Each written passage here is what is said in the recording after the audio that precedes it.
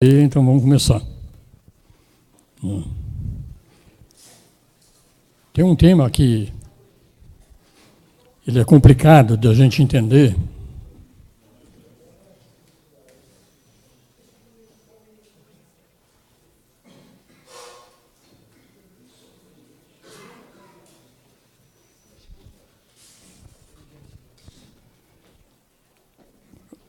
Um dos temas mais complicados de entender na espiritualidade e também na teosofia é o karma.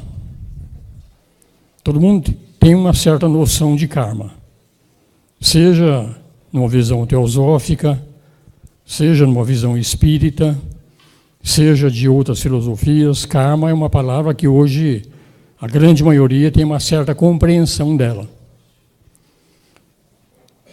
Mas, infelizmente, uma grande parte tem uma visão distorcida do que é o karma.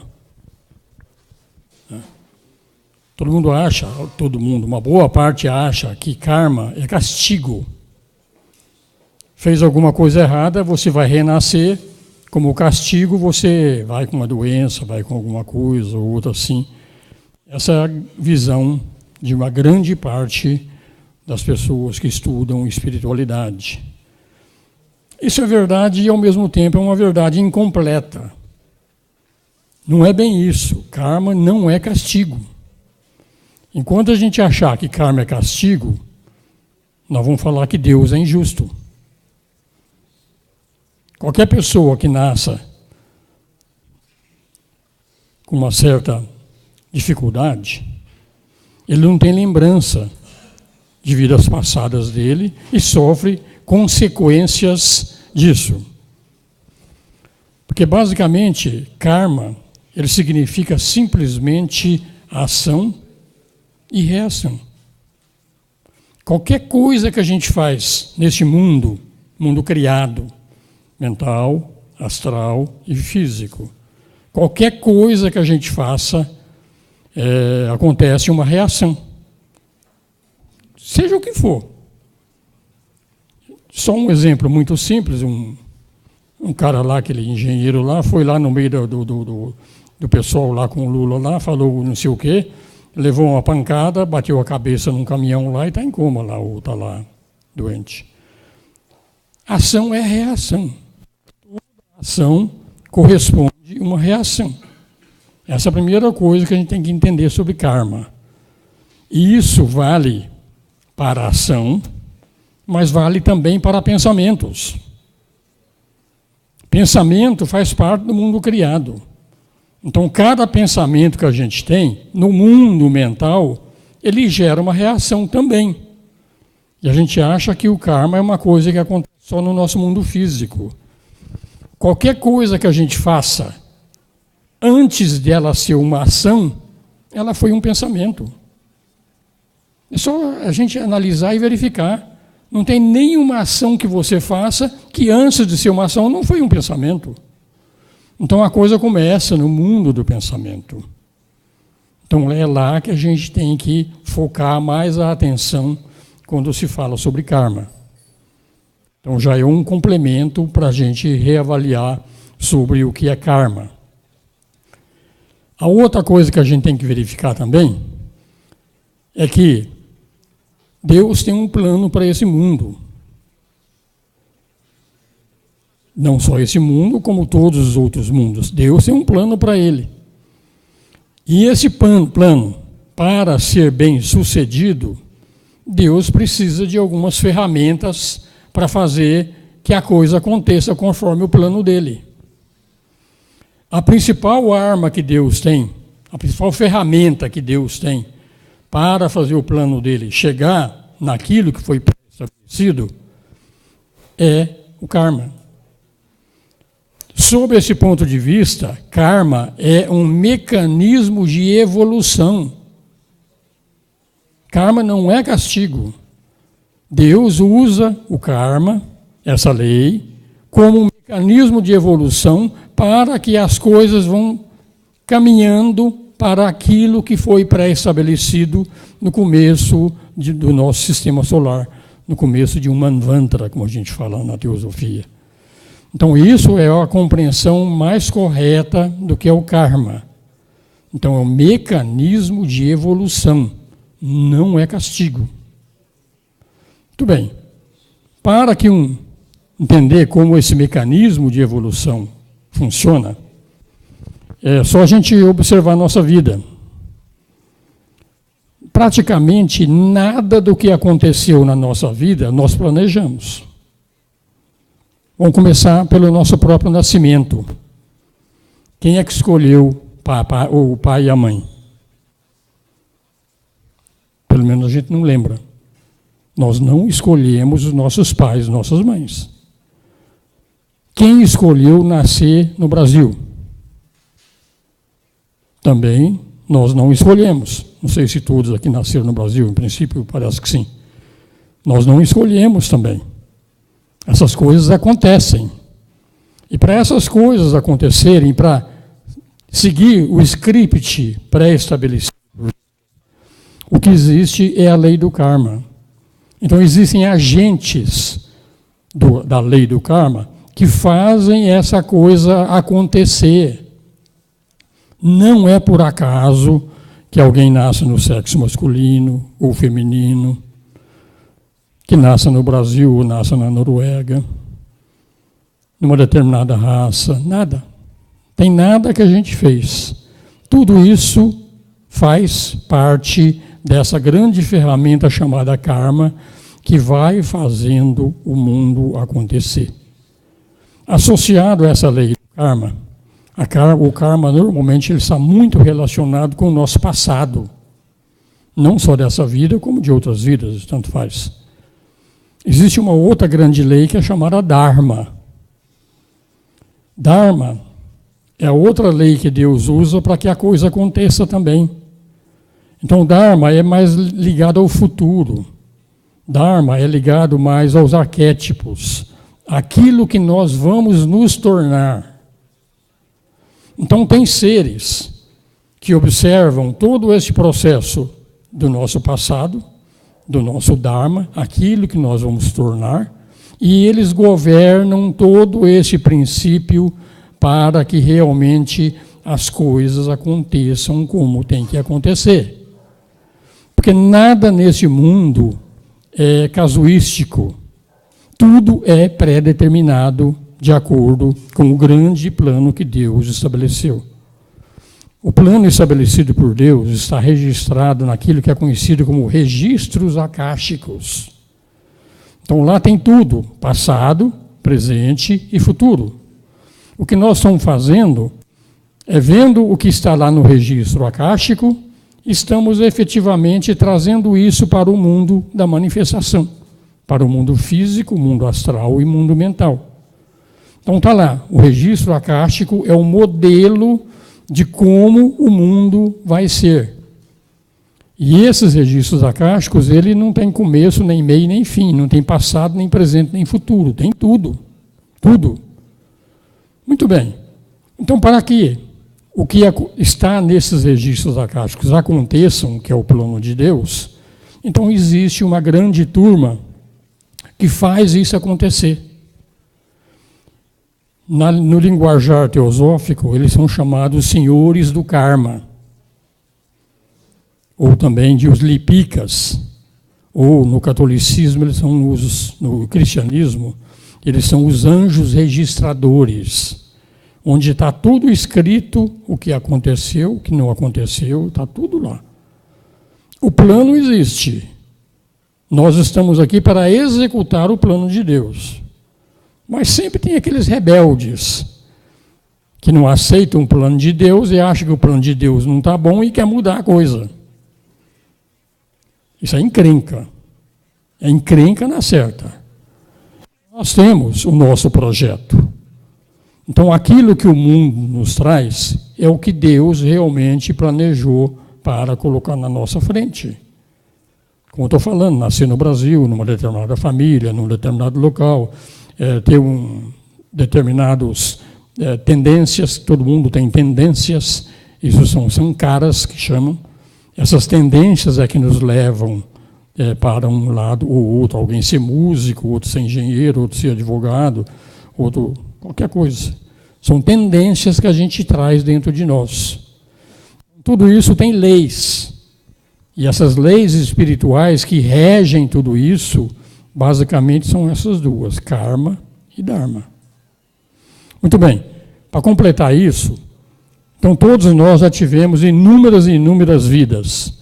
Então nós acumulamos ao longo de inúmeras vidas um grande karma. Um grande karma. Entendam, karma pode ser tanto bom como pode ser ruim. Mas tudo é karma. Tanto bom como ruim é karma. Então a gente acumulou. A gente tem uma bagagem de karma muito grande. Esse karma acumulado que nós temos, no linguajar esotérico, ele é chamado de sanchita. É o karma que nós temos acumulado desde que o sistema solar foi criado, nós entramos nesse ciclo de manifestação, está tudo acumulado. Não está acumulado na pessoa, personalidade, mas está acumulado naquilo que é chamado de eu superior, que é a nossa alma, que atua no veículo causal. Está tudo lá. Muito bem. Quando uma determinada alma vai entrar neste mundo, se ela trouxer o karma completo que ela tem para essa vida, ela explode, ela não aguenta. Imagina, a gente já teve 1000 vidas, 2000 vidas, 1 milhão de vidas, sei lá quantas nós tivemos entre reino humano, animal, vegetal e tudo mais. O karma é tão grande, que se a gente trouxer tudo para cá de uma vez só, a gente não suporta. E Deus, na sua benevolência, através dos senhores do karma, seleciona uma parte do karma para você trazer para essa vida. E você traz quando você nasce. Começa pela escolha da família e vai por aí afora. Normalmente, a escolha familiar são vínculos kármicos, tanto bons como ruins. E a gente traz. Então, esse karma que a gente traz para essa existência, que cada um de nós aqui trouxe um determinado karma, isso é chamado de prarabdha karma. Então, esse prarabdha karma é o karma maduro. É aquele karma que nós temos que trabalhar nessa vida. Esse é o projeto. E esse projeto vai ser executado, quer a gente queira, quer não. Vai acontecer. Pode morrer com 20 anos, morrer com 10 anos, morrer com 80, tanto faz, mas vai acontecer. Volto a dizer, tem aqueles que às vezes até se matam e acaba, de uma forma ou de outra, não concretizando aquilo que foi previsto. Isso é péssimo, péssimo, péssimo. Tá? Porque a pessoa que dá cabo à vida antes de vencer o prazo previsto para ele, significa que ele não aceitou a vontade de Deus, a vontade dos senhores do karma, e ele fica num estado de suspensão antes de passar para a vida no próximo plano, até vencer aquele prazo de validade dele. Então esse é o karma que nós estamos lidando agora. Se a gente trouxe 1 quilo de karma bom e 1 quilo de karma ruim, só para exemplificar, estou falando assim, isso não é para o peso assim, tá? Então, o que acontece? No final da vida, eu espero que esses 2 quilos de karma seja 0. Se eu realmente resolvi todo o meu prarabdha karma, a reencarnação foi um sucesso total. Eu trouxe e resolvi uma série de coisas que eu precisava resolver. Mas não é assim que a coisa acontece normalmente. Primeiro, porque a gente recusa. Segundo, por outra coisa que a gente não para pensar também. Quando a gente entrou numa determinada encarnação, nós geramos novos karmas. Então, nós trouxemos 2 quilos, de repente, quando a gente morreu, hoje a gente sai com 3 quilos. Gerou muito mais do que você resolveu. Esse karma que a gente gera nessa vida, ele é chamado de agami karma. Então tem 3. Sanchita é o total, o Prarabdha é aquele que a gente tem que trabalhar e o Agami Karma é aquele que a gente girou nessa vida. Então no final da vida a gente pode sair com saldo bom ou com saldo ruim. E tudo isso é acumulado no veículo causal, que é a nossa alma. Então, gente, aí a gente está num beco sem saída. Enquanto a gente quiser resolver todos os nossos karmas, a gente vai chegar à conclusão de que não tem fim. Não tem fim. Por mais que um cara seja muito bom, vamos pegar um exemplo aí, um Cristo, um Buda, um Ramana, seja quem for. Enquanto ele vem para esse mundo, não tem como não gerar novo karma. Começa pelo próprio nascimento. Você provoca dor na tua mãe, a dor do parto. Isso é karma. É inevitável gerar novos karmas. Inevitável.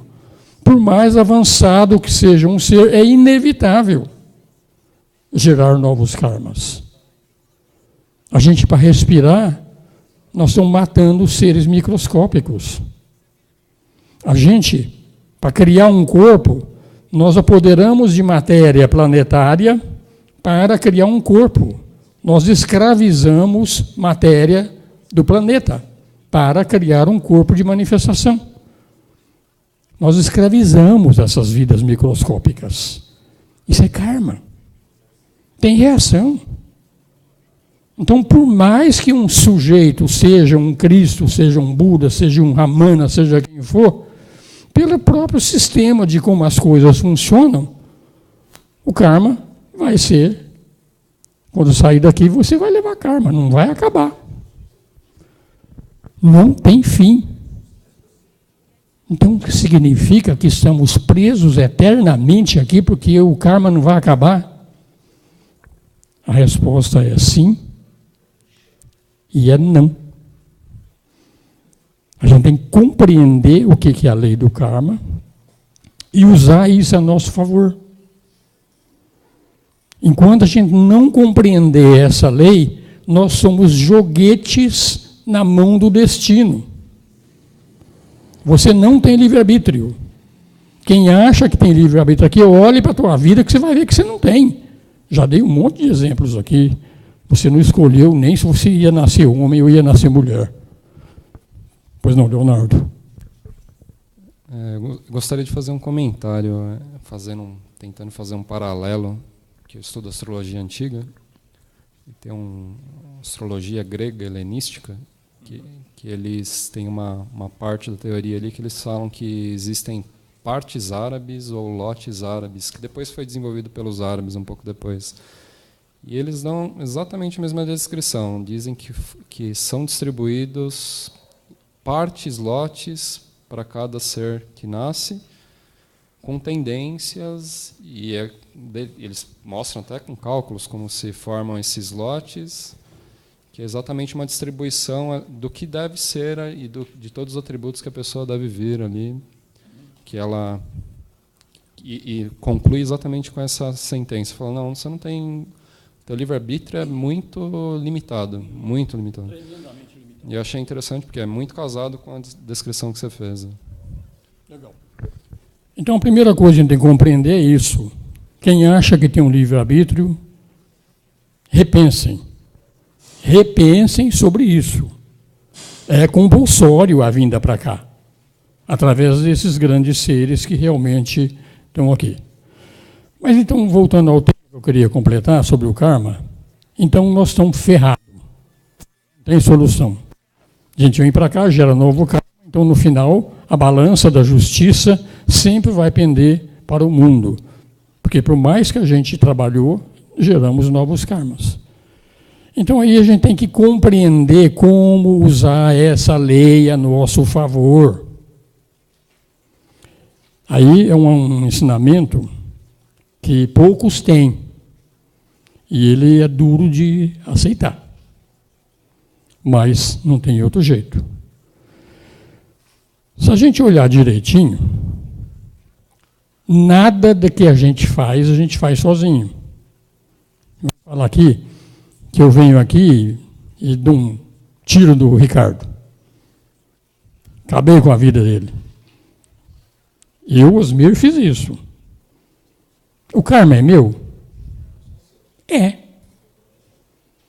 Mas é só meu. O cara que fez essa arma que eu usei não tem responsabilidade? Tem.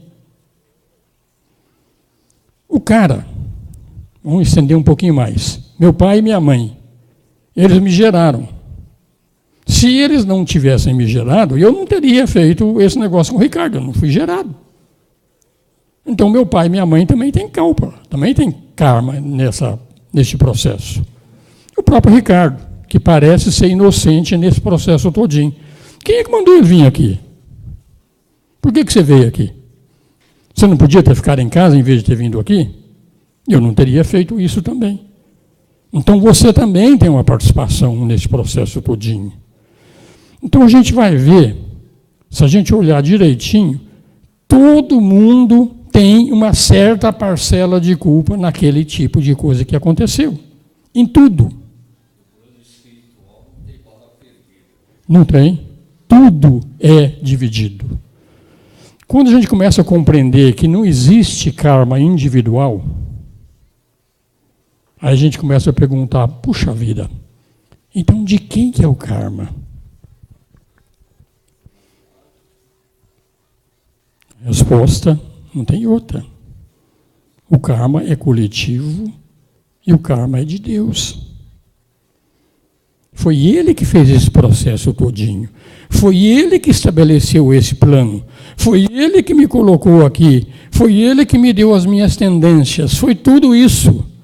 Então, o karma é de Deus, não é meu. Isso é muito perigoso, que a gente acha que a gente é irresponsável desse jeito, pensando dessa forma. Não tem responsabilidade nenhuma, então vou fazer merda para tudo quanto é lado, não tem responsabilidade nenhuma, tudo é de Deus. Então a gente se torna um irresponsável quando pensa dessa forma. Mas daqui a pouco você vai entender que precisa ir um pouco mais além para essa conta fechar. E para essa conta fechar, você vai ter que entender mais lá na frente que você e Deus são um só. Então eu sou Deus, estou fazendo o que Deus quis fazer. Quando eu tenho essa compreensão em vida aqui, de que tudo realmente acontece, porque é coletivo, tem uma rede invisível que interliga tudo, e essa rede invisível é que faz essas coisas acontecer, nós começamos a ver que nós, isoladamente, somos uma titica de galinha. Nada. Mas, coletivamente, nós somos divinos. Então, com essa compreensão, eu começo a me libertar do karma. Não fui eu que fiz, é Deus que fez, o universo é que fez tudo aquilo. Então, com essa compreensão de que você é o universo, que você está fazendo, você começa a se libertar do karma. É o único jeito. Você pode ser um sujeito bom pra caramba. Tu pode ter sido um Cristo, pode ter sido um Buda, pode ter sido uma Madre Teresa de Calcutá. Sem essa compreensão, você não vai se livrar do karma. Nunca. Nunca. E quando isso acontece, essa compreensão, ela não é intelectual. A gente tem que vivenciar tudo isso. Quando a gente acredita nisso e age coletivamente, como tudo é coletivo, então a gente está sendo Deus encarnado. Então a gente se faz jus a se liberar do karma e partir para a autorrealização. Só que eu disse que existem 3 karmas diferentes. O total, que é do Sanchita, aquele que eu trouxe aqui, que é o Prarabdha, e aquele que a gente está girando nessa vida, que é o Agami. Então, quando a gente tem essa compreensão, o karma total, que é o Sanchita, a gente se libera dele. Entregou tudo para o universo. Mas essa entrega para o universo é a entrega do karma total. Mas o que a gente quer normalmente entregar para o universo? A gente quer entregar coisa ruim. A coisa boa, não, essa é minha. Então você não está entregando coisa nenhuma. Percebeu? Total. Quando acontece isso, a gente se libera desse karma total. Porém, aquele karma que a gente trouxe para essa vida, como se diz, o jogo já está em andamento dessa vida, esse prarabdha karma, mesmo para um ser que se realizou, ele vai levar até o fim dessa existência. Esse não tem como. Tem que levar até o fim da existência. O jogo já começou, então tem que acabar. Por isso que a gente vê seres realizados como um Ramana, morreu de câncer, com muitas dores.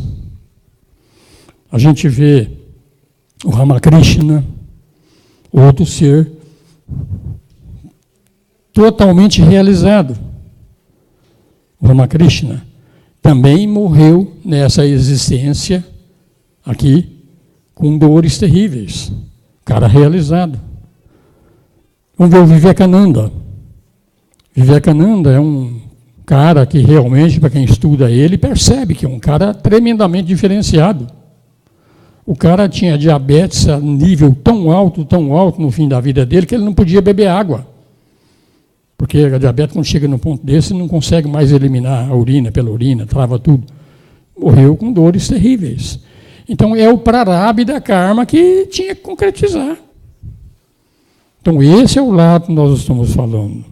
Que a gente começa a compreender que o karma, a gente tem que entender o que é karma, para a gente poder trabalhar tudo isso. Enquanto a gente não tiver uma compreensão um pouco melhor do que é karma, nós somos joguetes na mão do destino. Joguetes. Roda de samsara, uma vida depois da outra vida, depois da outra, não temos nada de livre-arbítrio. Mas a partir do instante que a gente tem a autoliberação, que nós somos realmente seres realizados, então, aí nós temos realmente livre-arbítrio. Então, é a resposta. Tem livre-arbítrio? Sim e não. Nós aqui afirmo, todos nós não temos livre-arbítrio. É só a gente ver, falei aqui. Ninguém escolheu papai e mamãe, ninguém escolheu nascer no Brasil, ninguém escolheu ser homem, ser mulher. Tudo isso é pré-estabelecido. A partir do instante que você é um ser autorrealizado, e você volta aqui para qualquer coisa, você volta por livre e espontânea vontade. E não mais por obrigação. Então aí nós temos livre-arbítrio. Um Buda, quando ele realmente teve o direito da liberação, ele escolheu por permanecer no mundo para ajudar quem ainda não era realizado. Então ele continua aqui por livre e espontânea vontade. O Cristo, os mestres de sabedoria, todos eles não estão mais sujeitos ao karma humano. Acabou. Eles se liberaram. E a liberação do karma, o único jeito de liberar é pelo conhecimento, não é pela ação. Quem quer se liberar do karma através da ação, vou ser um cara bom, vou trabalhar pra caramba. Sabe o que está acontecendo? Você está acumulando karma bom. É karma do mesmo jeito. Você tem que voltar depois para colher os frutos daquilo que você plantou. Então, o único jeito para obter a liberação é através do conhecimento do que é o karma e de como a gente se libera dele. Compreenderam, gente? Isso é fundamental. Quer dizer, então, que quando nós acabarmos com o karma aqui, então, não tem mais nada, acabou tudo? Conversa, não acabou. Mesmo os seres realizados têm karma. Só que é um outro tipo de karma. Nós estamos presos ainda no karma humano. Acima do karma humano, existe o karma planetário. Então, o ser, o Logos, que criou esse planeta, que nós vivemos nele, ele está sujeito ao karma planetário. E nós, indiretamente, estamos sujeitos a ele, que nós vivemos nele também. Então, enquanto a gente não compreender o que é o karma planetário, nós vamos continuar nas reencarnações e continuar nesse mundo, nesse planeta ou em outro planeta. Muito bem, resolvi o karma planetário. Está tudo resolvido agora está tudo certo? Não. Compreender o karma planetário, você vai ficar sujeito ao karma sistêmico. É o karma do sistema solar. O sistema solar é o Logos que criou o nosso sistema solar. Nós vivemos indiretamente nele também. Então nós vamos participar de um outro tipo de karma. Largamos o karma humano, entramos no karma planetário, saímos do karma planetário e entramos num karma do sistema solar. Muito bem, aí eu cheguei na consciência do Logos e resolvi tudo, não tem mais nada de karma para resolver. Conversa. Entramos no karma cósmico. É algo mais elevado ainda. Falar em karma cósmico, se a gente não entende nem o karma humano, é perda de tempo. Mas existe. E esse karma não vai acabar nunca, nunca, nunca, nunca. Ele é inerente aos mundos manifestados. Somente no fim de um ciclo de manifestação, que a teosofia chama de pralaya, quando um sistema solar deixa de existir, quando uma galáxia deixa de existir, ou quando o universo deixa de existir, nós entramos num processo que é chamado de pralaya. Então, o mundo deixa de existir e todo mundo volta a fazer parte de Deus como um todo.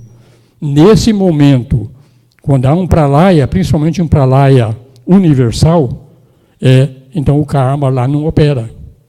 Não tem karma. Lá não tem nada, absolutamente nada. E nós vivemos nesse mundo, depois desse pralaya universal. Mas o pralaya universal, como tudo é cíclico no mundo, o pralaya acaba.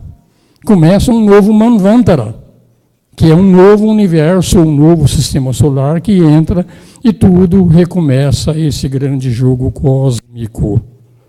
Esse grande jogo cósmico, ele é chamado de Lila. Ou seja, gente, nós escapamos de um, entramos no outro. Escapamos de um, entramos no outro. É claro que quando a gente trata de um karma planetário, não tem nada a ver com o karma humano, essas intriguinhas que a gente vive aqui, de política, essas coisas. É um nível muito mais elevado. Quando entra num karma do sistema solar, que é o Logos, o Criador, é um outro tipo de trabalho, não é esse karminha que a gente discute aqui, mas é a mesma lei. Então a lei ela é universal, e existe enquanto o universo está manifestado.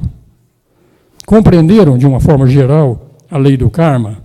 Porque eu falei sobre isso aqui semana passada e notei que realmente ficou alguma coisa no ar, que algumas pessoas me mandaram um e-mail e o que eu respondi para as pessoas eu tentei explicar aqui agora. Eu gostaria de saber, nessa descida das mônadas, né, no caso do karma, nessa lei, ela já se inicia no reino animal? Você já me respondeu meio... Entendi. Pois é. Entenda uma coisa. Quem está no estágio humano tem aquilo que nós chamamos na teosofia de mônada, uma chispa divina. Essa chispa divina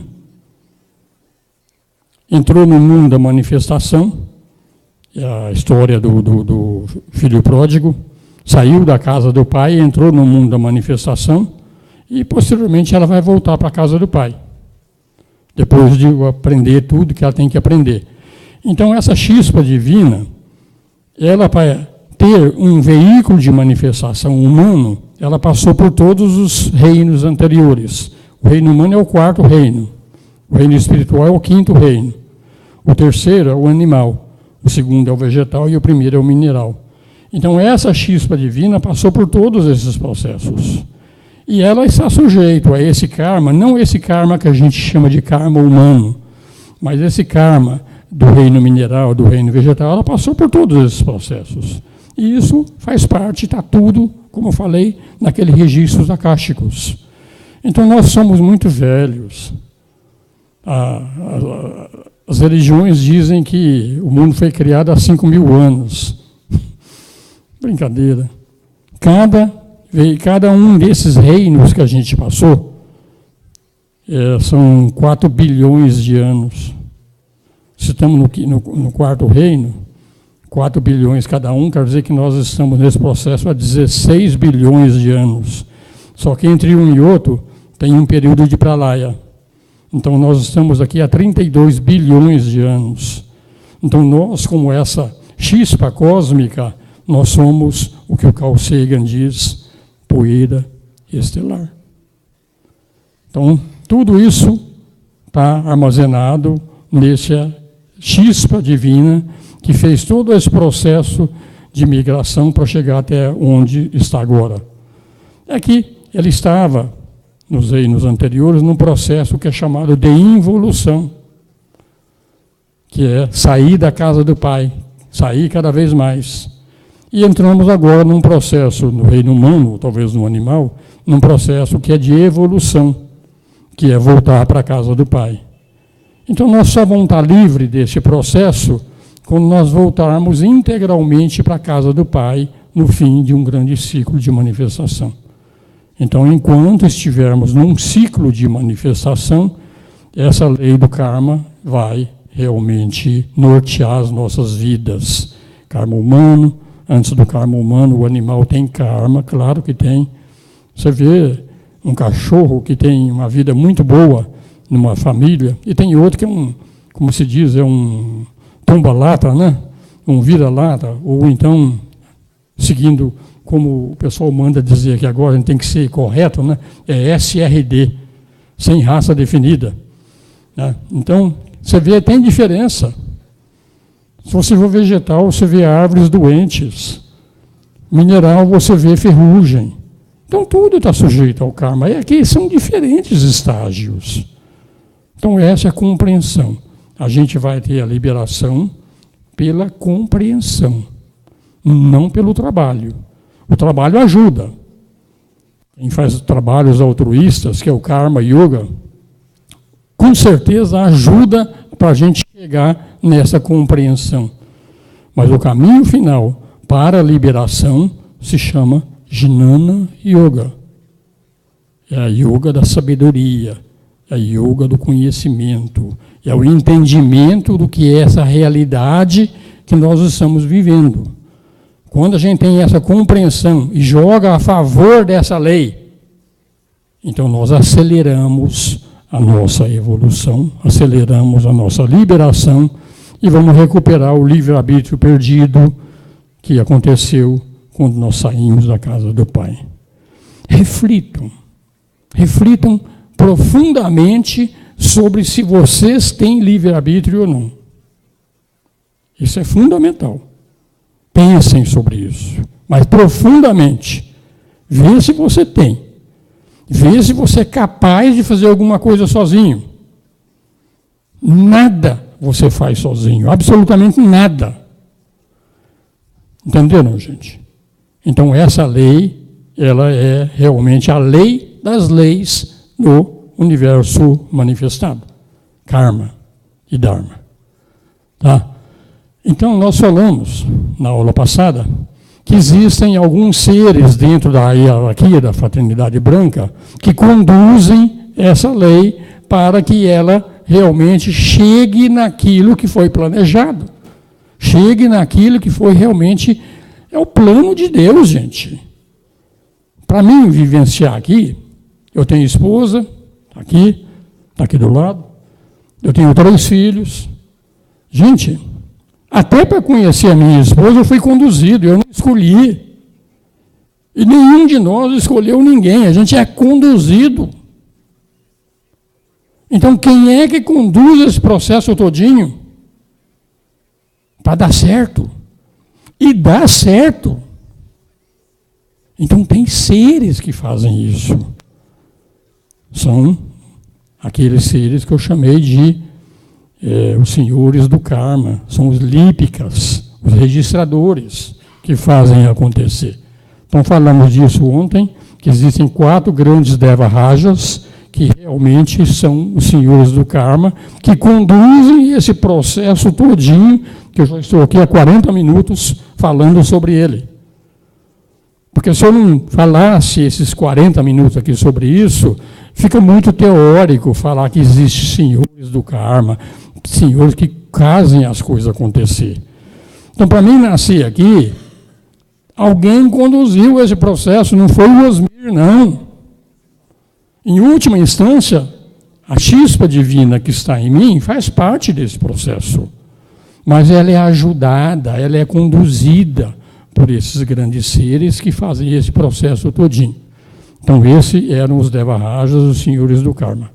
Então, ficou essa pendência que eu queria realmente dar um reforço hoje sobre esse tema. Tá?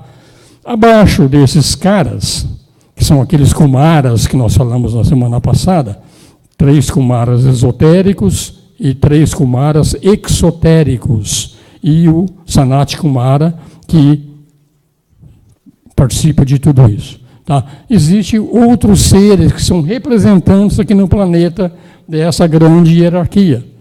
Então vamos acreditar, gente, se não tivesse realmente alguém que conduzisse esse mundo, a possibilidade dessa coisa dar certa é zero.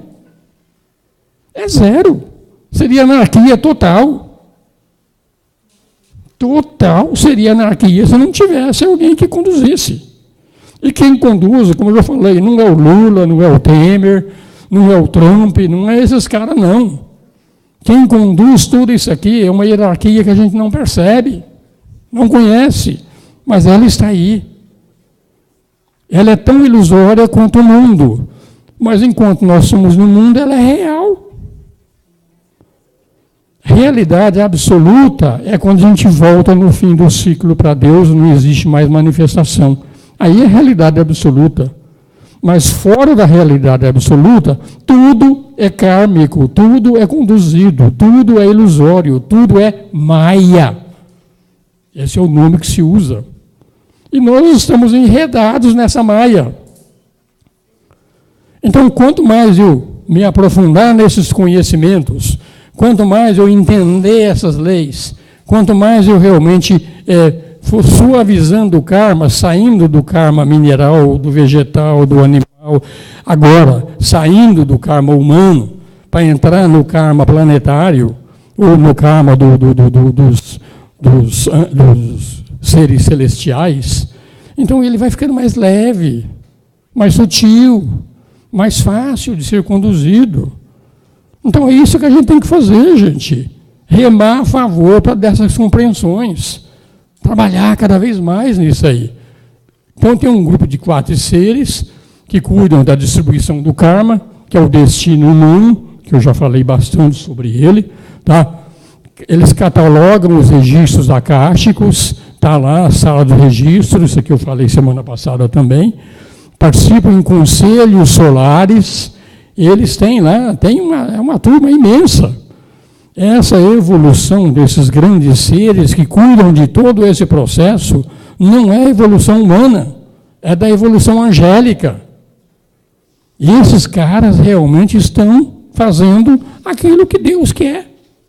Eles são os prepostos de Deus dentro do mundo manifestado. Estão criando.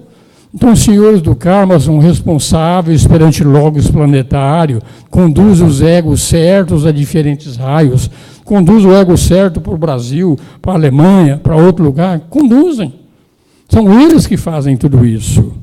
Por quê? Porque o nosso eu superior, ele também está em crescimento. E, vamos falar aqui agora, gente, entre nós aqui, se a gente tivesse uma opção de sair do Brasil e viver na Alemanha, não seria muito melhor do que viver aqui? Ou viver na Noruega, ou viver no Japão, ou viver em outro lugar, não seria muito melhor? Agora, a gente vai para a Síria? Se a gente pudesse escolher aqui, nós vamos para a Síria? Não, gente, não vai para a Síria. Por quê? Porque lá está uma encrenca. Guerra química, essas coisas todas, aquelas encrencas todas, ninguém quer ir. Então as nossas almas em evolução também querem coisa boa. E na realidade as coisas boas nem sempre do ponto de vista espiritual são tão boas assim. Então a gente tem que sempre enxergar o ponto de vista do superior. A gente só enxerga o ponto de vista do inferior. E o inferior, ele quer o quê? Ele quer conforto, ele quer riqueza, não quer enfrentar a dureza. Tá? Então é isso aí, os senhores do karma são responsáveis por esse processo todinho. O restante da hierarquia tem 3 grandes grupos principais, abaixo desses senhores do karma, abaixo desses kumaras que nós falamos aqui, existem 3 grupos principais que fazem essa coisa andar. Tá? Um chama Manu, outro chama Bodhisattva e outro Mahashohan. Na linguajar teosófica, Manu é o criador. Então, quando cria uma determinada raça raiz, que nós já falamos aqui de diversas raças raízes, nós falamos que nós estamos na raça ariana. A anterior raça ariana foi a raça Atlante. Então, o ser que conduz uma determinada raça, uma determinada civilização, do começo até o fim daquela civilização, esse cara recebe o nome de Manu. Então, Manu é o cara do primeiro raio, que é o raio da vontade, que vai conduzir realmente uma determinada civilização, uma determinada raça, desde o primórdio dela. A raça ariana começou na Índia há cerca de 100 mil anos atrás, e ainda vai demorar mais ou menos uns 50 mil anos para acabar. Então, esse Manu, ele que preside uma determinada civilização. Então, é um desses grupos. Um outro grupo é o grupo do Bodhisattva. O Bodhisattva é o senhor de todas as religiões. O Bodhisattva é o Cristo. O Cristo, os evangélicos, os cristãos acham que ele é primazia da religião deles. Não é. O Cristo é o Bodhisattva. O Cristo é o senhor de todas as religiões. Só que ele recebe nomes diferentes. Recebe o nome de Cristo aqui no Ocidente. Lá no Oriente, o nome dele é Maitreya, mas é o mesmo ser. E o Maitreya é o senhor desse segundo grupo aqui, que responde por todas as religiões. Então, eu falei de 2 grupos, o Manu, e falei do segundo grupo, que é o grupo dos Bodhisattvas. O terceiro grupo, que é chamado de Mahashohan, é um ser tremendamente evoluído que cuida do aspecto energia do planeta. Tem muitas forças nesse planeta que a gente não conhece. A gente conhece a força elétrica, magnética, mas existem forças maiores. Tem uma força que é chamada Kriya Shakti. Kriya Shakti é a força da manifestação, que permite criar e manifestar coisas no mundo manifestado. Então, quem tem o poder sobre essa força Kriya Shakti, se ele não for um cara tremendamente evoluído, ele vai fazer um estrago do caramba. Tem uma outra força que é chamada de Shisha Shakti. Essa força é a força divina em alto grau, antes do mundo manifestado. Imagina pegar uma força dessa, Kriya Shakti, Shisha Shakti, e bota na mão de um cara que realmente não tem a compreensão de que ele é divino e que ele é Deus e que precisa fazer isso. Esse Mahashohan é o cara que superintende, superintendência de todas essas forças que regem no mundo manifestado. Tá? Esse cara aqui, o Manu e o Bodhisattva, eles são para uma determinada civilização. O Manu dessa raça nossa hoje, ele tem o nome de Vaivasvata. O Bodhisattva de hoje, ele se chama Maitreya. Ele sucedeu ao Buda, que era o Bodhisattva anterior. O Buda foi um pouco mais para cima. Tá? Esse Mahashohan, como é um negócio que mexe com muitas energias, ele não começou nesse sistema. Ele já é Mahashohan de todas as outras civilizações anteriores. Ele assumiu esse cargo na Atlântida, bem antes. Na realidade, ele se tornou um mestre de sabedoria na cadeia anterior à nossa, que não é a cadeia terrestre, foi a cadeia lunar. Porque a responsabilidade para colocar na mão de alguém essa manipulação de energia tem que ser realmente, tem que ser divino. Porque ele pode fazer um estrago do caramba manuseando essas energias. Por isso que esse cara não muda como os outros que mudam a cada grande raça. O Mahashohan não. O Manu preside o primeiro grupo, né, da quinta raça raiz, já está nesse processo há 100 mil anos. Outros Manus vieram antes dele. O Manu da raça Atlante, o nome dele, deu branco. Daqui a pouco eu vou lembrar o nome dele. Né? Mas a raça Atlante... Qual? Não. O Hermes, nessa trilogia aí, ele está bem abaixo, muito abaixo. Tá? Muito abaixo. Tá? Então, se a gente olhar direitinho, essas civilizações se mesclam. Então, a civilização hoje, que é da quinta raça, ela é a civilização ariana. A anterior era a Atlante. Ela continua a existir até hoje. Atlante originou, já falei aqui em outras aulas, originou na América os astecas, os incas. Ela originou a civilização chinesa, a civilização japonesa. Todas são da era da Atlântida. Aí vem aqueles conhecimentos bestas e fala, eu sou ariano, então eu sou melhor do que os outros lá. É nada. A raça Atlante já chegou no apogeu. Já está acabando. A raça ariana ainda não chegou no apogeu. Ela ainda tem que crescer muito ainda para chegar no apogeu. Então não tem essa de que é melhor um ou melhor outro, não. Tudo é momento, tá? Mas vai chegar uma determinada era que a quarta raça Atlante vai desaparecer, a quinta raça vai continuar e vai vir a sexta raça nesse processo que vai sempre em frente. Tá? Então, o Manu da quarta raça, acho que é Shakruska, o nome do cara. Se lembrar direitinho. Essa é a idade que vai chegando e vai fugindo alguns nomes. Viu? Tá? Manu da quarta raça trabalha ainda com o centro de influência na China. Ele é o segundo Manu que a quarta raça raiz teve. Tá? Ocupado o lugar de Manu anterior nos últimos épocas da destruição Atlante. Então, acabou. Ele desenvolve ainda o tipo racial para produzir o desaparecimento final dele. Então, o Manu fez a criação da raça Atlante e ele vai conduzir até o desaparecimento dessa raça Atlante. Assim como o Vaivasvata criou a civilização ariana e ele vai conduzir até o desaparecimento da raça Atlante. Tá? Então, a obra do Manu está relacionada com governo, política planetária, fundação, direção, dissolução dos tipos raciais. Tudo isso está confiado nesse Manu. Então, tudo é cíclico. Tem? Começa simplesinho, chega no apogeu e depois vai desaparecer.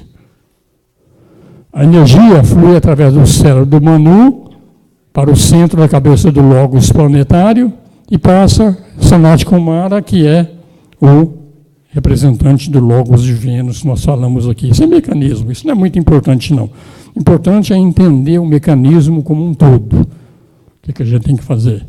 Então, o Manu age, meditação dinâmica, conduzida no centro da cabeça, produz resultados, perfeita conscientização daquilo que tem que ser realizado. Então, a gente tem que compreender o que tem que ser realizado, o que o Manu quer realizar. O Manu dessa atual raça, civilização nossa, quinta, é o desenvolvimento da mente. Então, o processo de trabalho dele não acabou ainda, é o desenvolvimento da mente. Isso ainda vai demorar muito tempo para que a nossa mente chegue realmente no apogeu. Tá? Os cientistas falam que hoje nós usamos 10% da capacidade de nossos cérebros, não mais do que isso. Então, temos muito que saber ainda. Então, esse desenvolvimento que a gente tem que entender que estamos nessa era do desenvolvimento da mente. Tá? E para desenvolver a mente, a gente tem que ajudar nesse processo, a gente tem que trabalhar nesse processo. E estamos aqui passando essa informação E cada um é que vai usar essa informação da melhor maneira que quiser. Então, tem técnicas, tem trabalhos para o desenvolvimento da mente. Então, quem quer fazer o desenvolvimento mental realmente, a melhor escola que tem, ela se chama Raja Yoga. A Raja Yoga é a yoga para o controle da mente. Que, infelizmente, hoje a mente nos controla, nós não controlamos a mente. Através da Raja Yoga, quem quiser fazer esse trabalho, o objetivo maior é o controle da mente. Tem montes de estágios aí. Eu já dei um curso sobre Raja Yoga completo aqui. Infelizmente, quando eu dei esse curso, a gente ainda não tinha sistema de gravação, então ele não foi gravado. Tá? Mas esse é o trabalho. Então, para desenvolvimento, a Raja Yoga é uma ferramenta poderosíssima para trabalhar nisso aí. Ela vai trabalhar nos nossos hábitos, jogar alguns hábitos fora, trazer hábitos novos. Ela vai trabalhar no nosso processo de respiração, que é chamado pranayama. Depois vai trabalhar as posturas, algumas posturas que ajudam realmente certas energias fluírem na gente de uma forma um pouco melhor. Depois disso, nós vamos desenvolver os nossos sentidos, isso é chamado de pratyahara. Depois nós vamos aprender dharana, que é a concentração. A concentração é eliminar todos os pensamentos e deixar um pensamento único, isso se chama dharana. Depois entra num processo que chama dhyana, que é meditação, onde esse último pensamento também é extirpado e nós entramos numa esfera além do pensamento. E depois de dhyana tem o estágio final, que é chamado samadhi. E samadhi realmente é a nossa unificação com a nossa chispa divina.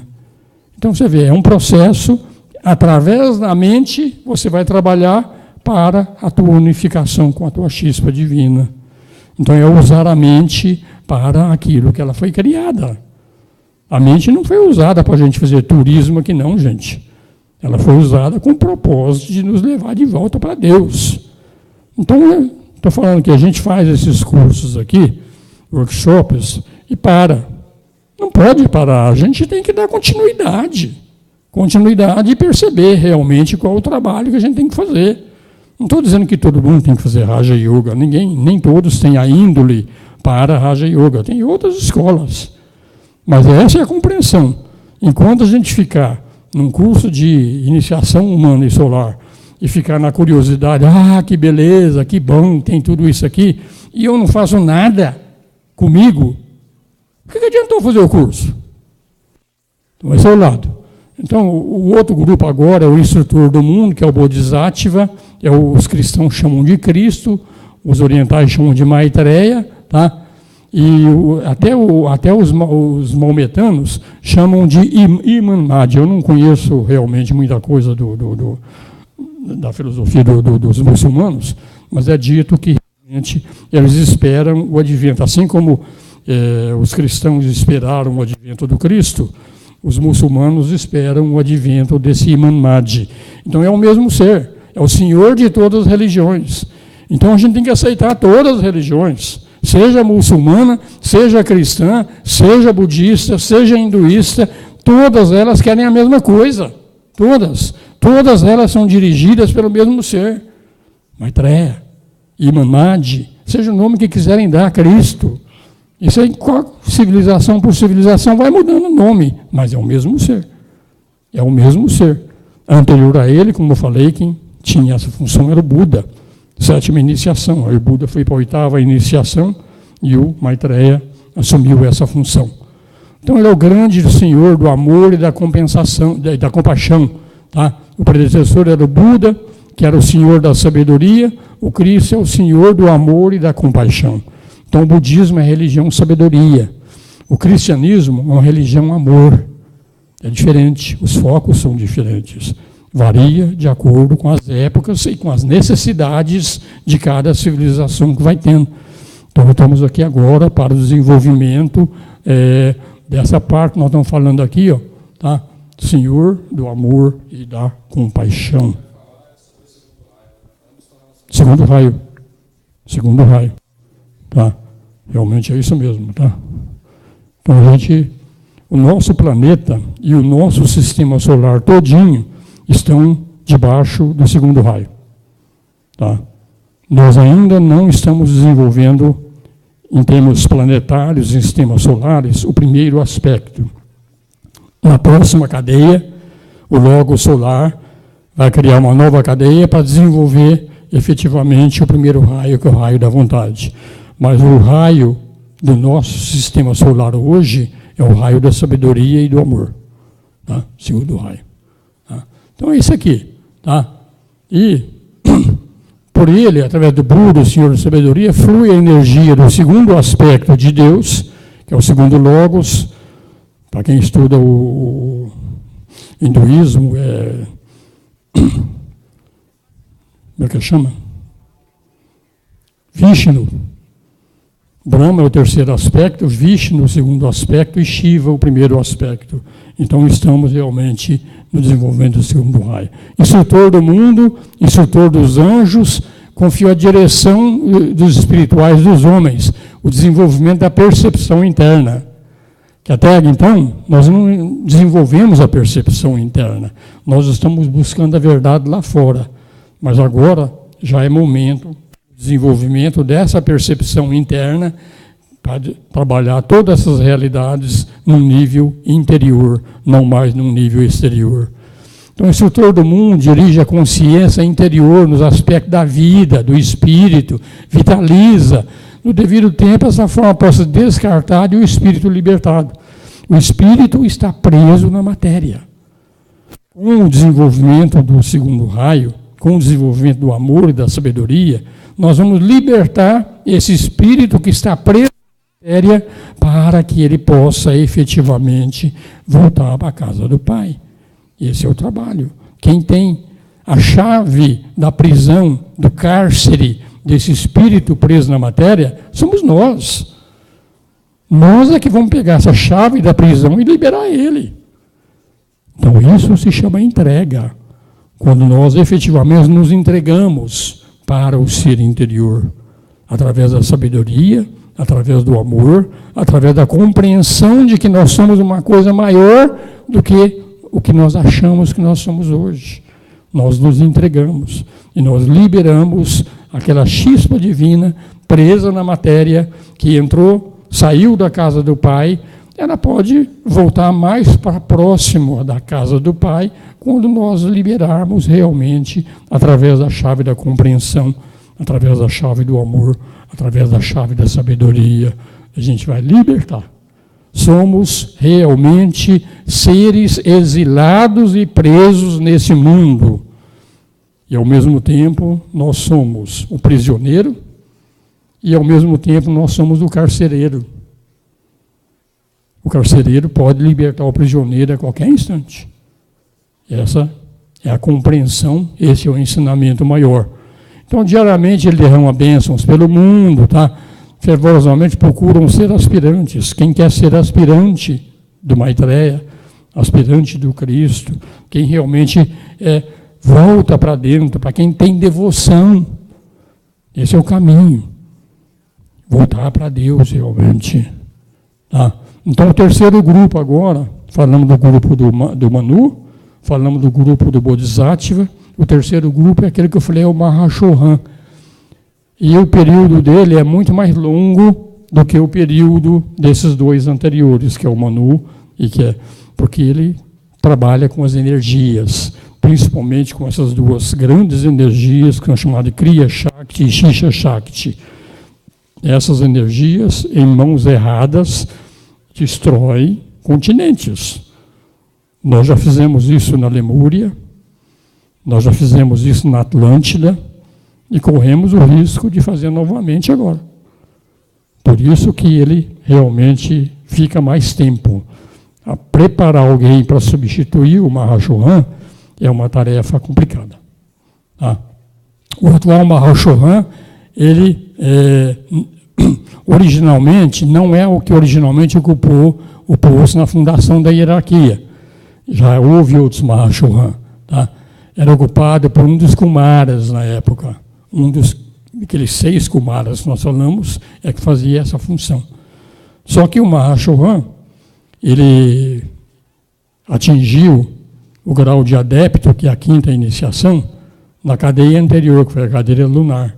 Então, ele foi o primeiro ser que realmente pôde receber as chaves de todas essas energias aí dentro de nosso sistema. Tá?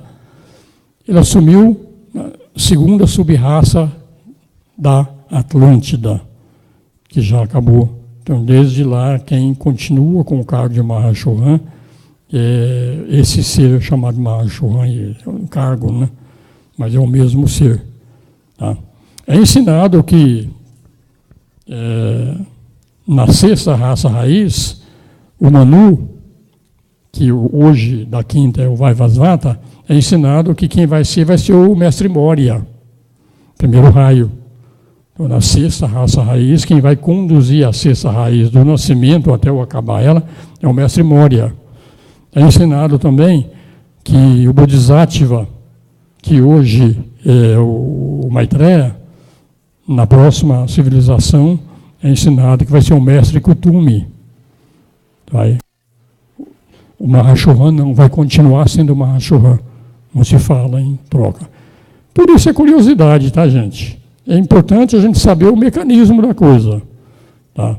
Mas não tem muita diferença, não. Existem ensinamentos diferentes do que a teosofia ensina.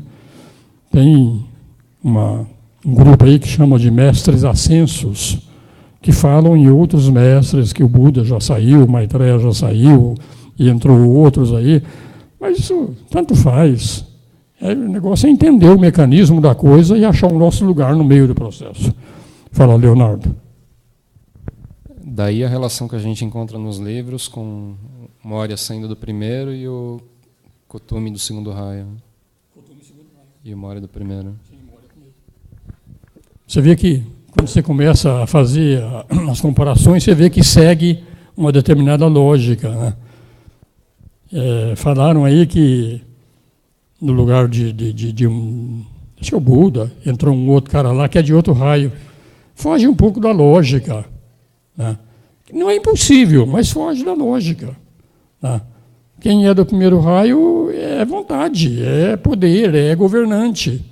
O segundo raio é sabedoria, é amor. O terceiro raio é atividade concreta. Então, a gente está num determinado raio, desenvolveu um certo aprendizado, aí, de repente, sai um cara que ficou lá, aprendeu tudo sobre o terceiro raio, e vem um cara que é de um outro raio. Foge um pouco da compreensão.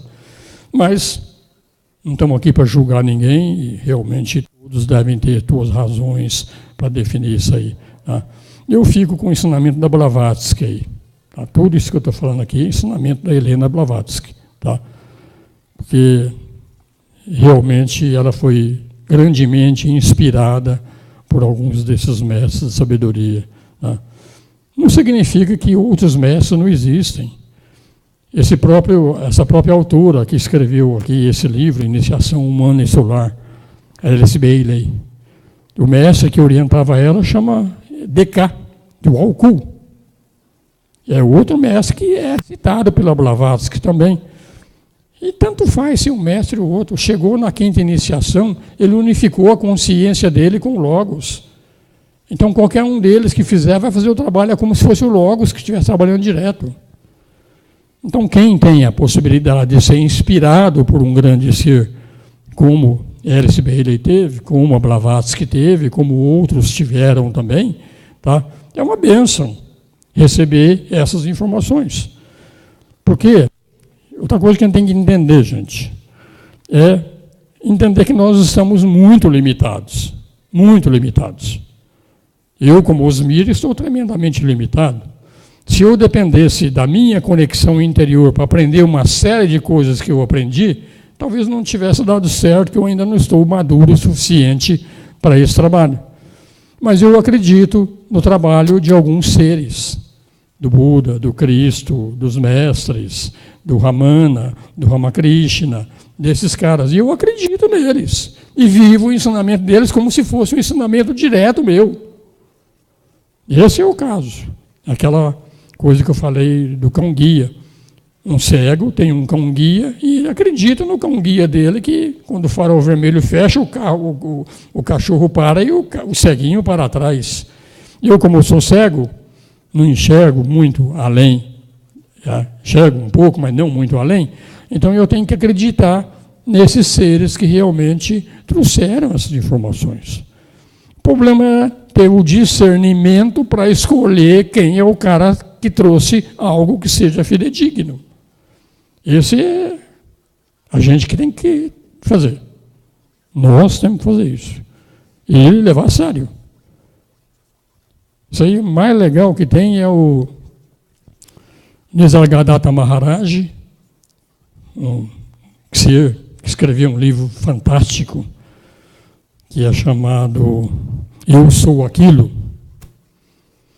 Quando ele era um comerciante, loja de charuto, ele recebeu a instrução de um mestre dele, e ele acreditou tão fortemente nos ensinamentos do mestre dele, que em 3 anos ele escreveu um livro dessa magnitude aí.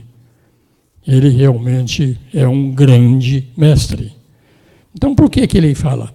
Eu não sou diferente de vocês, a diferença única é que eu acreditei naquilo que me colocaram e vivenciei aquilo que me colocaram. Em 3 anos eu resolvi a encrenca. Cada um de nós, se vivenciar realmente os ensinamentos como devem ser vivenciados, vai chegar lá também. Vai depender da seriedade que cada um de nós trabalha. Tá? Então, falando ainda do Mahashohan, o trabalho dele é o estímulo e fortalecimento da relação espírito e matéria, vida e forma. Energia, espírito e matéria. Energia é que regula esse funcionamento. Então, é ele que trabalha nessa ligação fortemente. O nosso espírito está preso na matéria. E ele vai se libertar. Tá? Os dois vão ganhar com isso, porque a matéria vai dar uma evolução também dentro do mundo da matéria, que é aquilo que a gente chama de Prakriti, ou Mula Prakriti. Prakriti é matéria e Mula Prakriti é matéria fundamental, de onde tudo veio. E ela também está num processo de crescimento. A matéria vai crescendo. E ela vai crescendo através quando um espírito entrou na matéria, criou um determinado corpo de manifestação, aquele corpo de manifestação é matéria, e essa matéria também ganha neste processo todinho.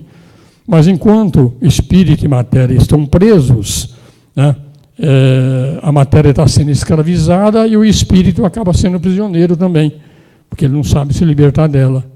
Então, esse é o trabalho de energia que mantém tudo isso, processo do Mahashohan.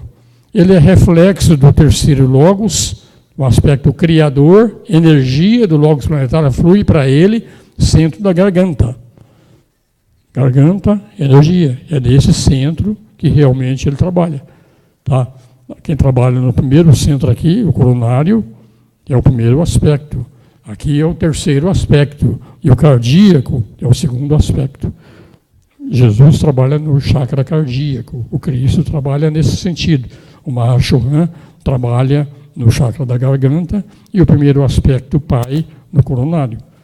Então, isso aqui são coisinhas que a gente vai aprendendo, e cada um que vai aprender, que vai procurar esse aprendizado, vai ver que para desenvolvimento desses chakras tem exercícios a serem feitos. Não estou aqui hoje para ensinar esses exercícios. Tá? Já fizemos isso em outros seminários dedicados a isso realmente.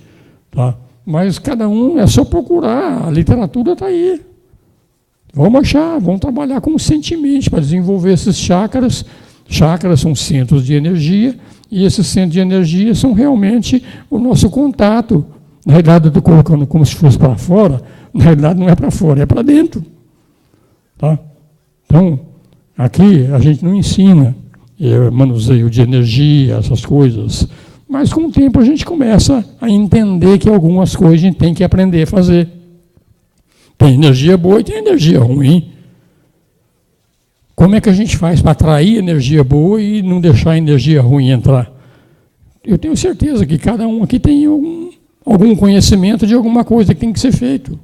Criar realmente uma barreira que não permita que certas energias entrem. Isso a gente pode aprender a fazer.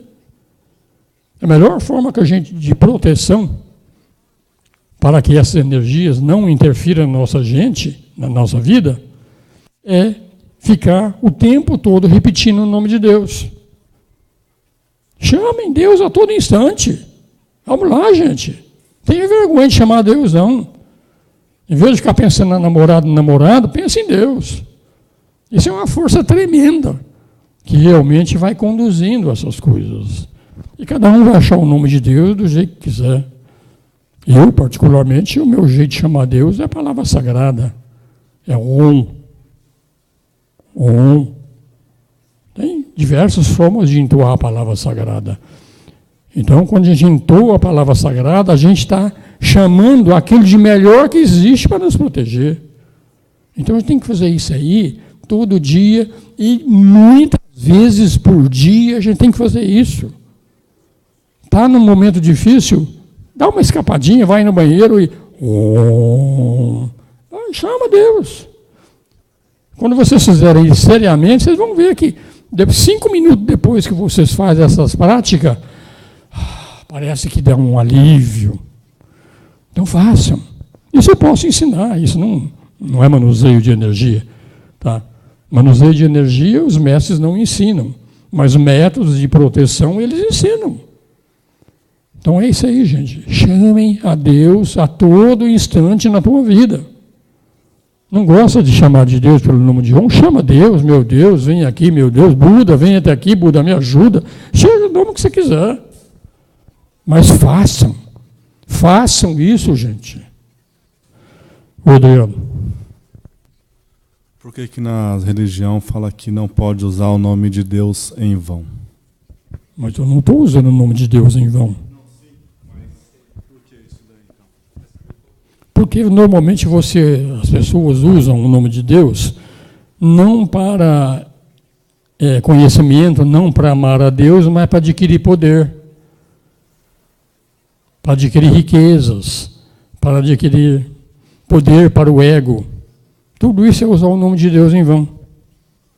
Então a gente não deve usar o nome de Deus em vão. Chame Deus quando realmente você quer um colóquio com Deus. Mas é sempre na impessoalidade, não na personalidade. Pode falar o... A palavra? A palavra vão, não chamar o nome de Deus em vão, essa palavra vão está sempre indo à vaidade, ou seja, é vaidade. Não usar nesse sentido.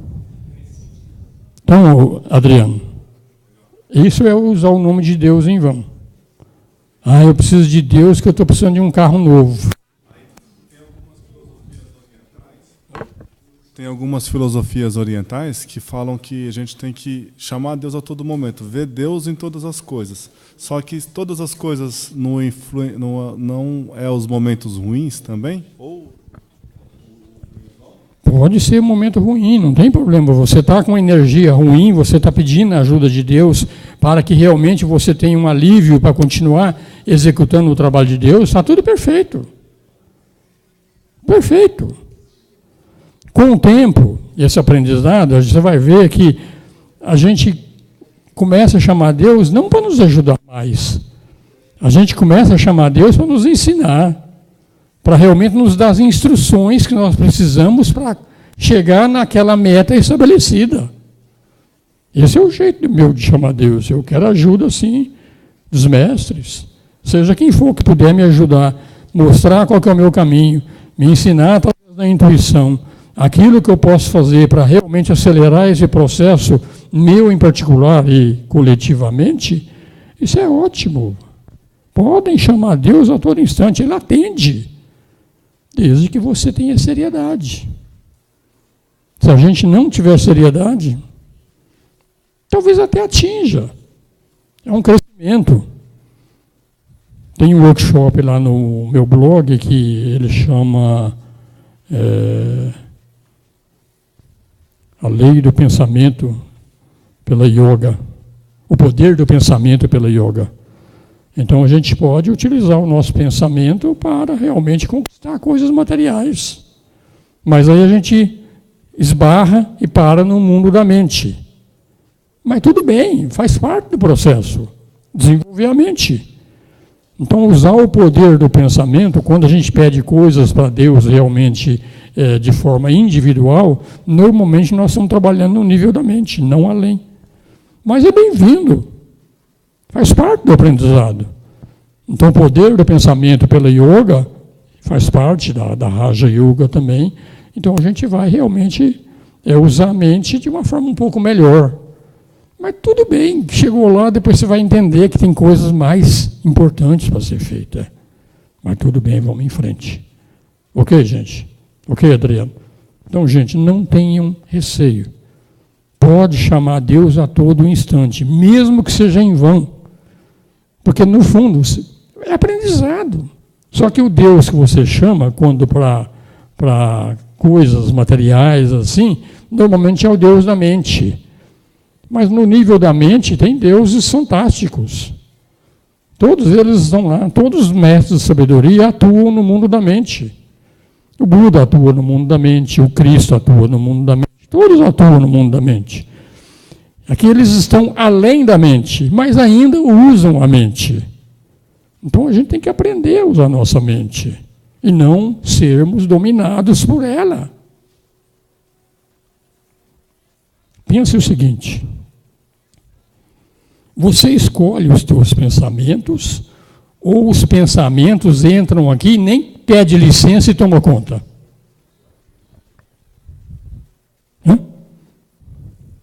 Pensem sobre isso aí. Os pensamentos hoje, eles nem pedem permissão, eles entram, tomam conta do pedaço e acabou. É assim que está. Então, nós não usamos a mente. Nós, como espíritos presos na matéria. Nós não usamos a mente. A mente está nos usando. Quando você aprender a usar a mente, vai ser aquele instante em que vem um pensamento chato aqui, dele um pontapé na bunda. Aqui não, meu. Aqui tu não entra. Você está começando a aprender a usar a mente. Então, a mente é o diabo. E, ao mesmo tempo, a mente é Deus. Depende do que você faz. Então, gente, esse é o lado que a gente está trabalhando e está querendo desenvolver e querendo crescer. Então, o workshop é para isso. Tá? Aprender sobre os mestres aqui e tudo mais, muito legal, legal, mas não aprendi nada para trabalhar, para mim crescer. Não serviu para nada. Vamos lá. Então, é o terceiro aspecto que atua no Mahashohan. O segundo aspecto trabalha no Cristo. E o primeiro aspecto trabalha no Pai. Tá? Que não é o objetivo desse nosso sistema solar. O objetivo do nosso sistema solar é o desenvolvimento do segundo raio. O sistema solar anterior foi trabalhado o terceiro aspecto. Esse nosso hoje está trabalhando o segundo aspecto. E o próximo sistema solar, a próxima cadeia, vai trabalhar o aspecto vontade, o aspecto Pai. Então, nós ainda vamos demorar muito para desenvolver o aspecto principal da Trindade, que é o aspecto Shiva, que é o aspecto Pai. Nós vamos demorar um pouquinho ainda. Mas esse demorar também é muito relativo. Que cada sistema desses são 4 bilhões de anos. A próxima cadeia vão ser mais 4 bilhões de anos. 4 bilhões de anos é ano pra caramba. Que a gente fala, né? Do ponto de vista do inferior.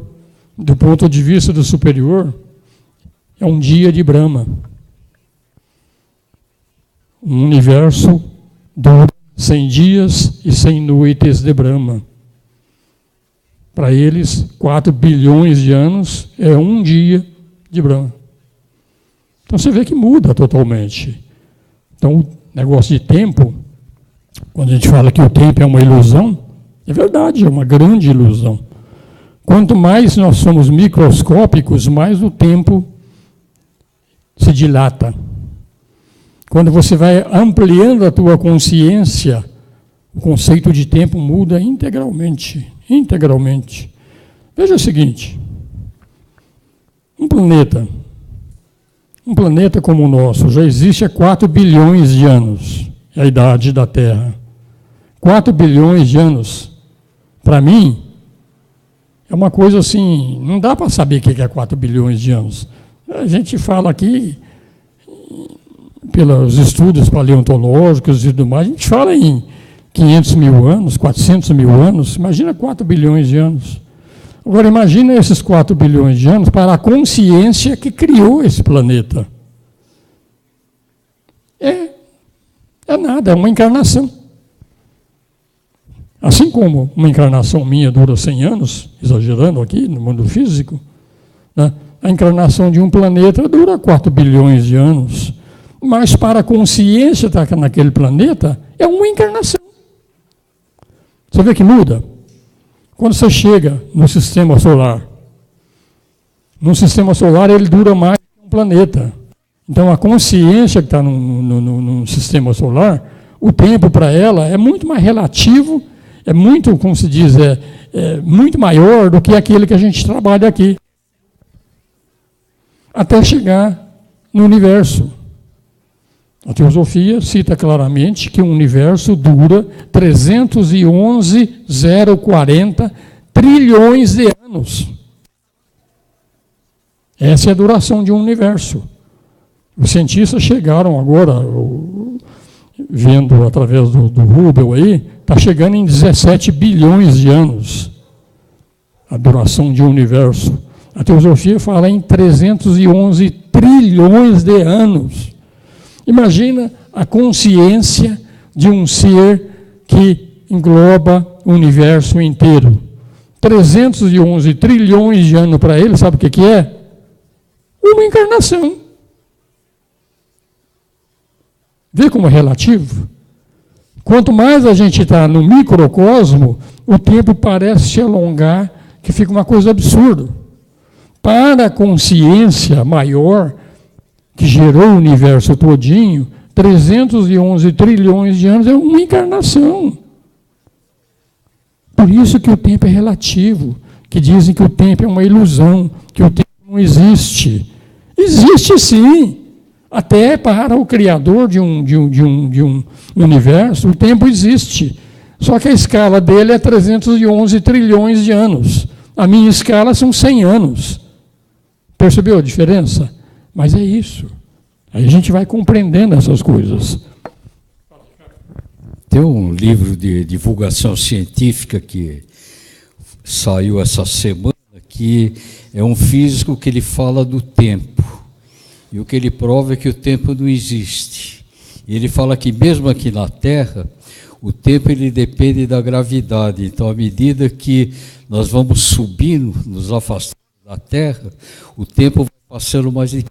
Não é uma coisa única, é uma coisa local que depende de força de gravidade. Isso do ponto de vista de ciência. Agora, saindo da ciência, complica um pouquinho mais. É o ensinamento do Einstein, né? Da viagem no tempo. Os cientistas estão chegando lá, gradativamente vão chegando lá. Tá? Realmente já perceberam que se uma nave espacial ficar orbitando um buraco negro, o tempo muda totalmente. Né? Se alguém viaja à velocidade da luz, sai durante a velocidade da luz, depois retorna ao planeta, ficou 10 anos viajando, quando ele voltar aqui passou 100 anos ou 200 anos. Porque tudo muda, tudo é relativo. Nada é absoluto. Absoluto só fora do mundo criado. Dentro do mundo criado, tudo é relativo. Desde uma consciência microcósmica até a consciência universal. Que a consciência universal, né, é o Deus da natureza, o universo todinho. Então existe um Deus da natureza, não é ainda o absoluto fora do mundo criado. Então tem um Deus universal. Imagina o conceito de tempo para essa grande consciência. Continuando nesse assunto, por exemplo, se a gente elevar a consciência para no mesmo patamar que o Ricardo falou, saindo do espaço da gravidade, a gente consegue depois trazer essa consciência para cá de novo e reviver ou algo que já passou ou no futuro? Pois é. Tudo isso aí é bom demais, mas é tudo enganação. Enquanto você está tentando levar a tua consciência dentro da galáxia, você continua na dimensão material. Então você não vai chegar no fim nunca. Então não é para lá que você tem que elevar a tua consciência. Você tem que levar a tua consciência para as outras dimensões. Sair do mundo físico, volta para dentro. Vai para o mundo astral. Sai do mundo astral, volta mais para dentro. Vai para o mundo da mente. Sai do mundo da mente, vai mais para dentro ainda. Vai para o mundo búdico. Então aí sim você está indo na direção correta de voltar para o teu lado realmente aquilo que você é. Para dentro, não é para fora. O que os cientistas estão querendo fazer é ir para fora. É bom, mas não leva a nada, exceto tornar-se um grande conhecedor da cosmogênese, do universo. Mas para aquilo que você é mesmo, voltar para a casa do Pai, seguir o caminho que os cientistas estão indicando aí, através da física quântica, essas coisas todinhas, no mundo da matéria, tudo isso é bom demais. Mas para aquele ser que você é o espírito real, isso aí só está te prendendo, está te atraindo. Em vez de você voltar para o mundo real, você está navegando no mundo irreal. Então é bom o que a ciência está fazendo? É. Do ponto de vista da consciência encarnada. Do ponto de vista do espírito, tudo isso que você está querendo fazer, de aprender, ir até a galáxia, ir não sei até onde, ir até Júpiter, ir até lá, tudo isso é conhecimento que só te prende. Isso é maia. É bom? É. E não é. Quer aprender tudo? Não é ir até Júpiter, não é ir até Saturno, não é ir até outra galáxia. Quer aprender tudo? Volta para dentro. As dimensões interiores, as consciências interiores, são aquilo que gerou tudo no mundo exterior. Então muda o foco. Legal, muito bom, a ciência está indo perfeitamente, está indo bem, está indo para o inferno. Está aprendendo cada vez mais. O inferno é a matéria. Você tem que sair do mundo material. Tem que voltar para dentro. Esquece. Ok? Tu gosta de ficção científica? Tem um careta aqui, ó, que está fazendo mestrado aqui sobre ficção científica. Eu estudei tudo, muita coisa de ficção científica. Erich von Däniken, eu li tudo que tinha que estudar. Eram os deuses astronautas, com aquele outro que a gente falou lá do Jacques Bergier. Despertar dos Mágicos. É coisa legal pra caramba. Estudar física quântica. Nossa, beleza. Isso é um tremendo num passatempo. Se você usasse o teu tempo, em vez de estudar isso, usasse o teu tempo a voltar para dentro, tu ganhava muito mais. Muito mais. Mas pode continuar fazendo o teu trabalho, que não tem nada de errado. Eu gosto disso também, é legal também, tá, gente? Mas esse é o lado. Esse é o lado. É para dentro. Esqueça. Volte para dentro. O Lígia. Uma lembrada que está fazendo 50 anos do 2001, Odisseia no Espaço, que foi o maior filme, né, de ficção científica, 50 anos atrás, e que estão fazendo. Então, tanto o diretor como quem fez lá, eles realmente fizeram, assim, no sentido de não dar respostas, que está certo uma reportagem na Folha semana passada, dizendo que eles não quiseram dar respostas, eles quiseram justamente fazer as pessoas refletirem. E tem aquele problema lá, né, que a pessoa que viaja acima da velocidade da luz, perde, o tempo acaba. Tudo bem, Lígia. Está tudo certo, não tem nada errado. Está tudo bom. Mas o fato é o seguinte, pensa, eu já falei isso aqui semana passada. Você gastou essa vida inteirinha aqui, você ou outra pessoa qualquer, aprendeu tudo o que tinha que aprender, virou um médico, aprendeu, é um tremendo de um cardiologista, sabe tudo, virou bambambam, morreu. Volta lá para o mundo espiritual. Lá não tem coração físico para você cuidar. Então, tudo que você aprendeu, quando você volta para os planos interiores, não serve para bolufas. Bolufas. Vai servir quando reencarnar e ter uma nova experiência aqui. Por isso que o aprendizado que eu estou falando aqui, de aprender, ir até Júpiter, ir até Saturno, ir até não sei o quê, tudo é bom, enquanto você está aqui. Mas quanto tempo você vai ficar aqui? Para que aprender tudo isso aqui se você não vai ficar aqui? Você vai morrer. Vai. Então você tem que aprender o quê? Aprenda aquilo que sobrevive à morte. Aquilo que você vai ser. Aprenda sobre o veículo astral, que é uma enganação também, tão grande quanto o físico, mas já é alguma coisa. Aprendeu sobre o astral, depois você vai aprender sobre o mental. Então você vai ver que você está voltando para dentro, de passo em passo. Esse é o verdadeiro ensinamento. Tudo isso que o mundo está fazendo para a gente aqui é uma parafernália. Isso é o plano daquela grande fraternidade, que eu falei que é a fraternidade das trevas. E esse é o trabalho dela de nos manter presos aqui. Como é que ela nos mantém presos aqui? Nos dando poder, nos dando conhecimento, nos dando essas coisas, enrola a gente gosta dessa brincadeira, pronto, está dominado. Importante, tudo isso aqui é importante. O Deus da natureza, que criou o mundo, o Deus Brahma, agradece todo mundo que está ajudando. Mas a verdadeira essência que está dentro de você, que é o filho pródigo, aquele que está encarcerado na matéria, ele detesta essas coisas, porque você está sendo enrolado. Nossa, hoje eu peguei doído, hein? Hã?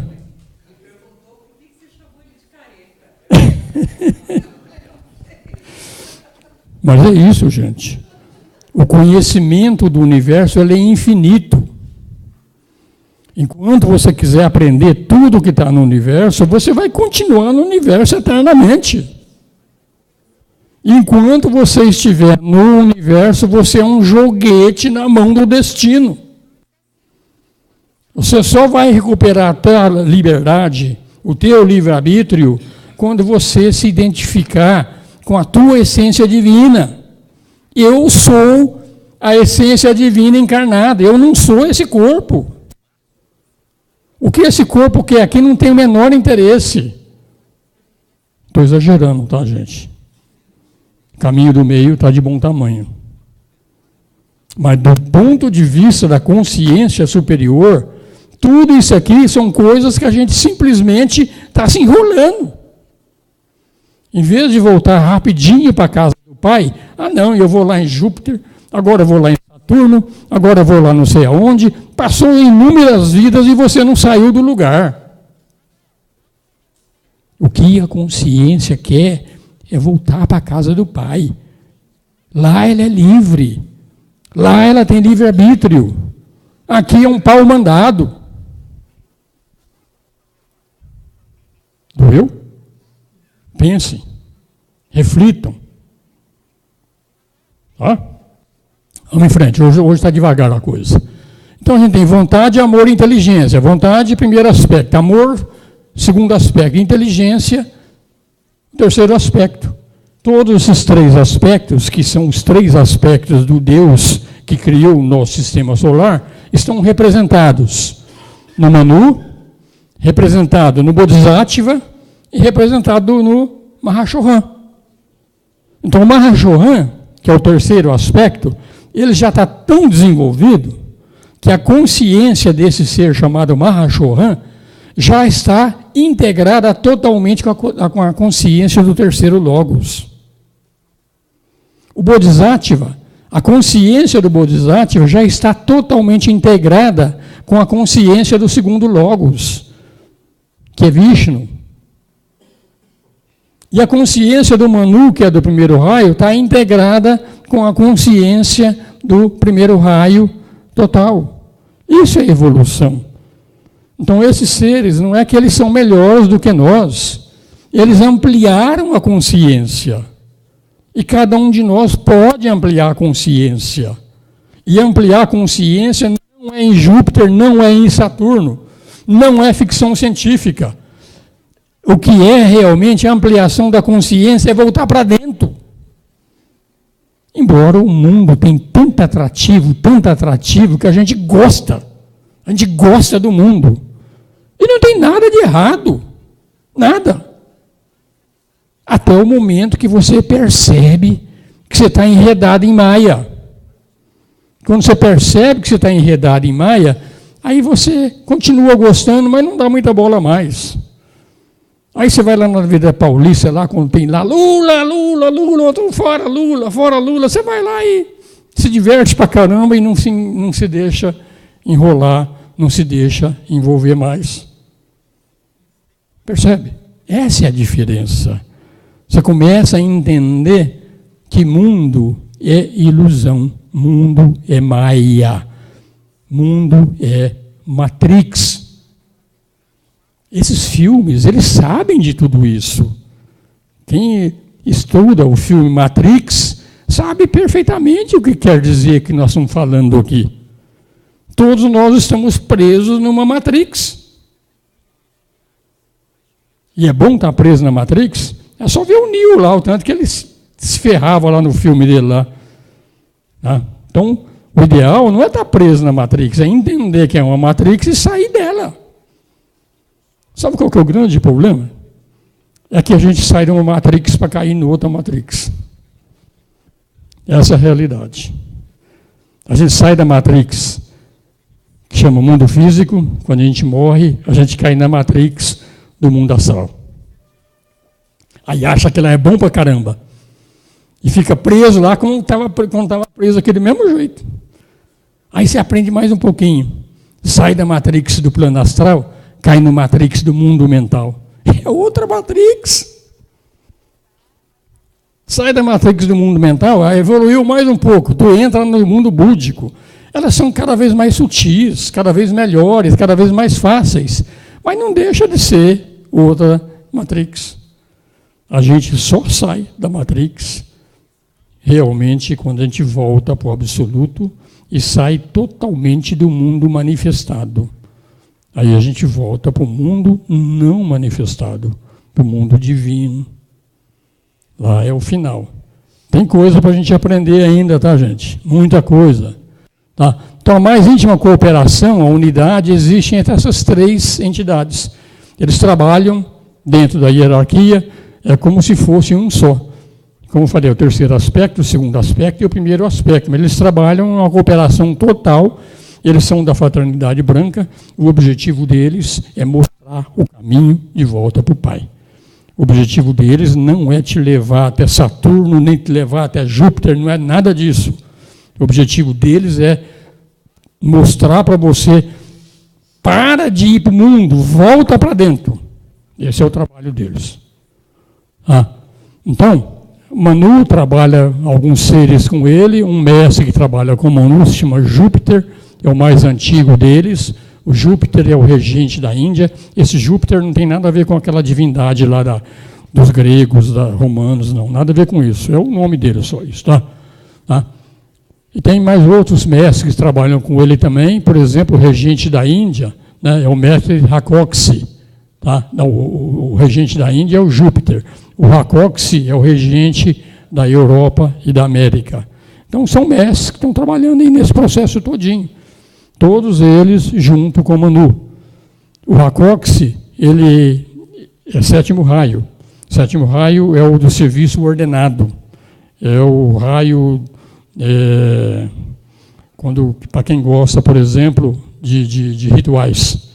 Então, ritual, a missa é um ritual, maçonaria é um ritual.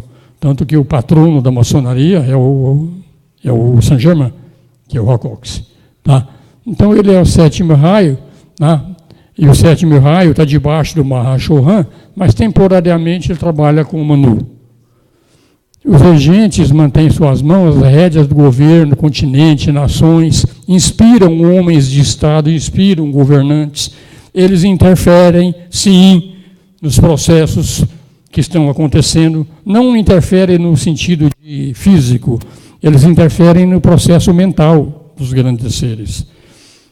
É dito que na Segunda Guerra Mundial, tá, houve uma interferência muito grande, porque senão ia desatinar, a coisa estava muito danada. Então, eles interferem nos processos.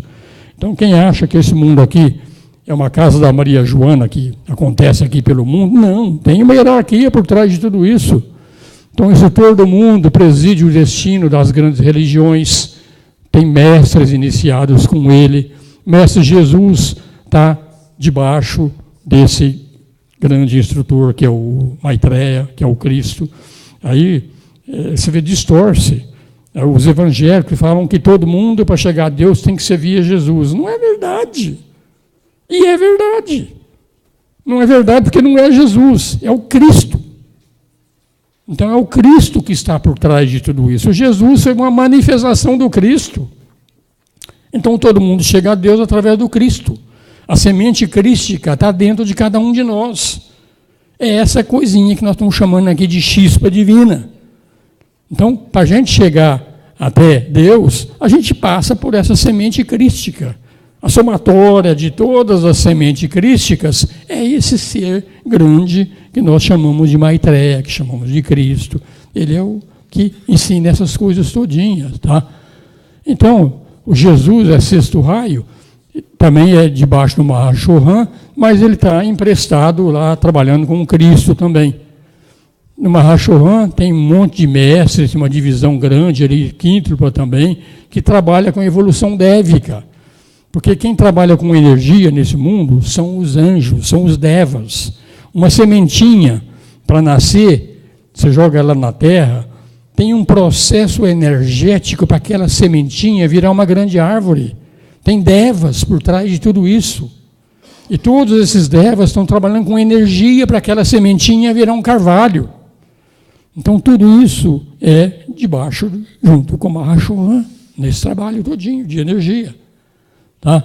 As divisões têm 4 raios menores de atributos. Tá? É o raio da harmonia, que é o quarto.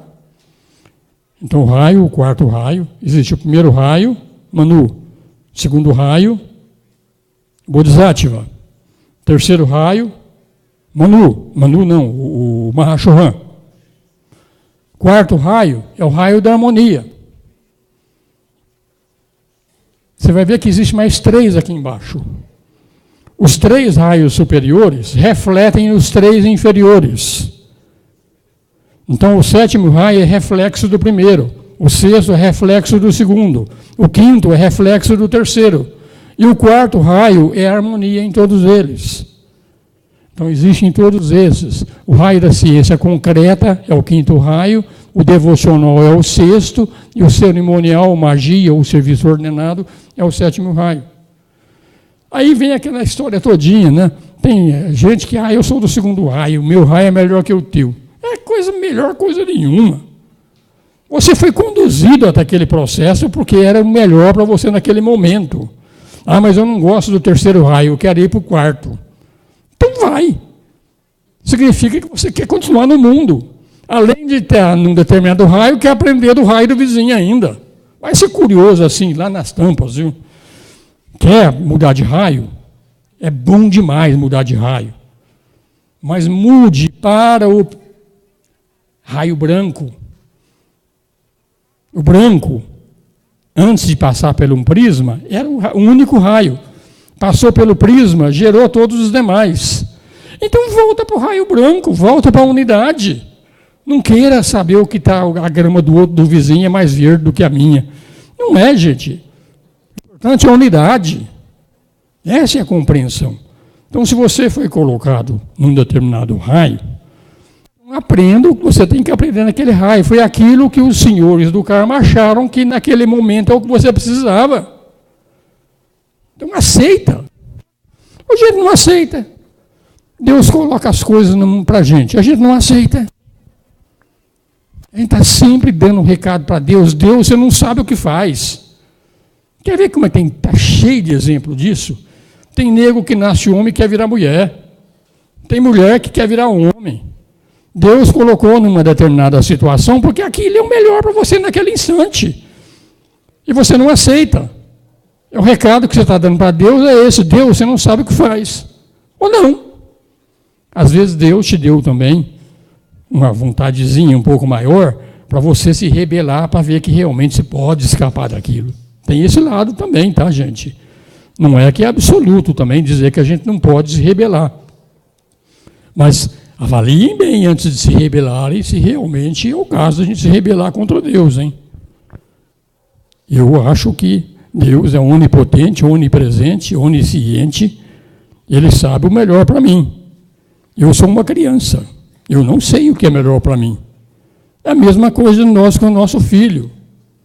Você tem um filho pequenininho, está crescendo, e começa a descambar para um lado de droga ou bebida, coisa e tal, você não dá umas tapas na bunda deles e não tenta corrigir? Deus faz a mesma coisa com a gente. Esse é o ensinamento dele. Tá? Então, os 3 chefes de departamento são os 3 raios menores. Vontade, o Manu, amor, sabedoria, o Bodhisattva, inteligência ativa, o Mahashohan. Tá? Hoje ia acabar o assunto da loja dos mestres também, não vou nem começar.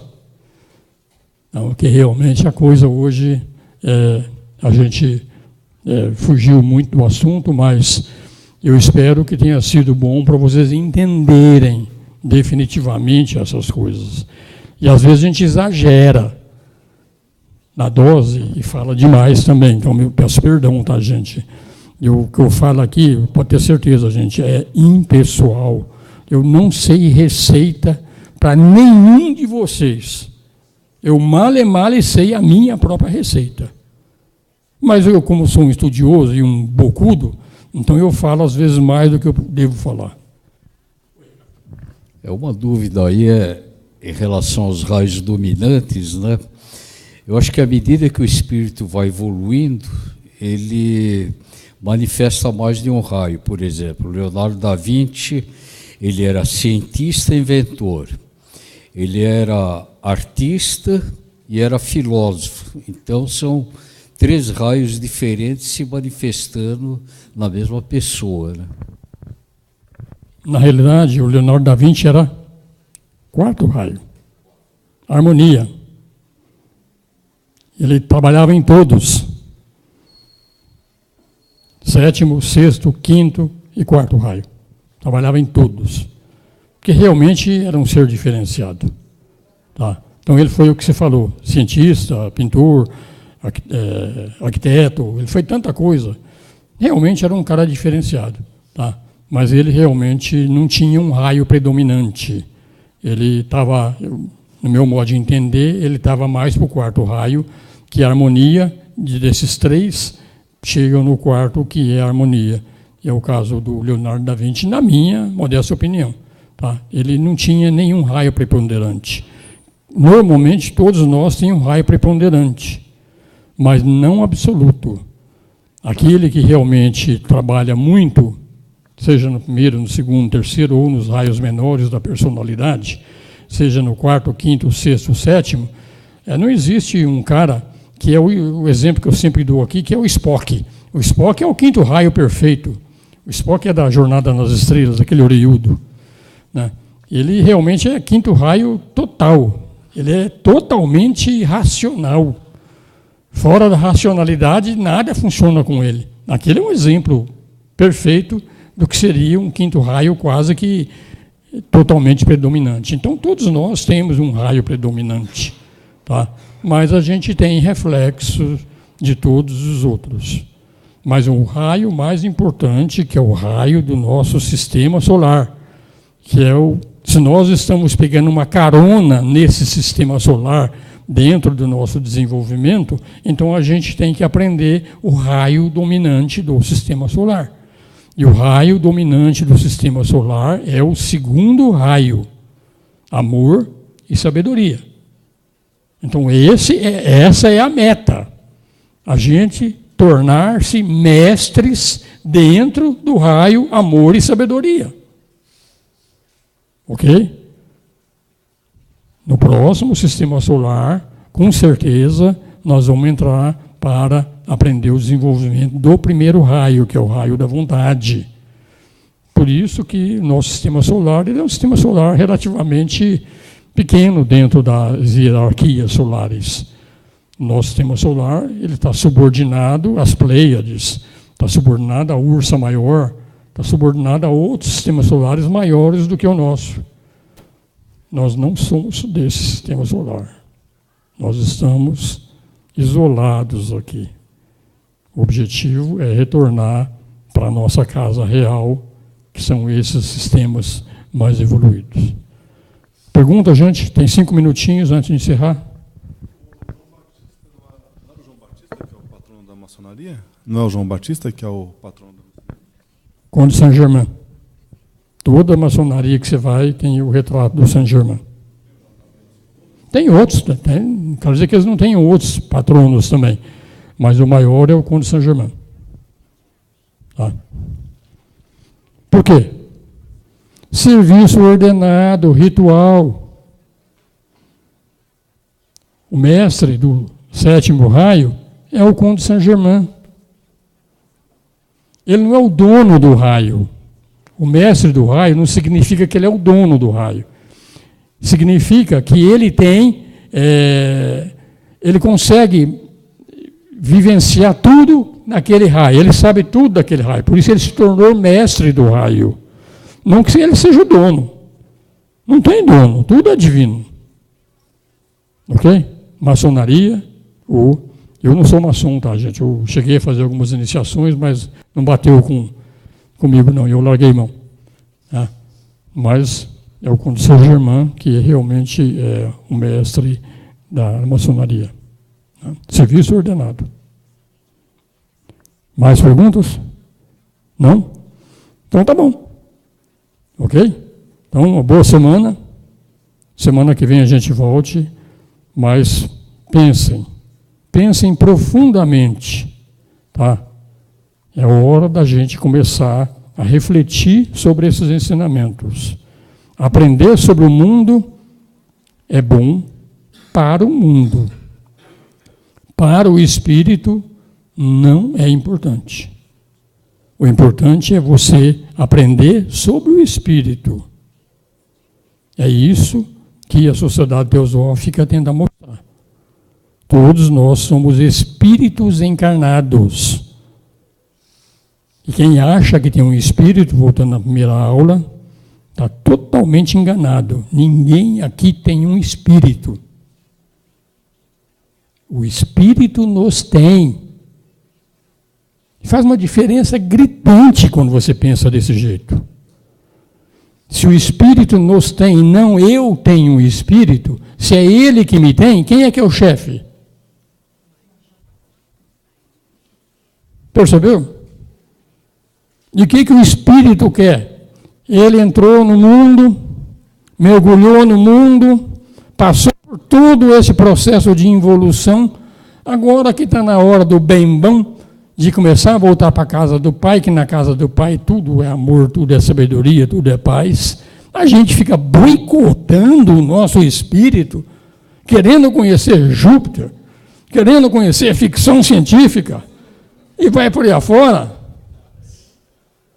Renato, eu estou brincando com você, só pura brincadeira, tá? Eu gosto desse campo também, tá?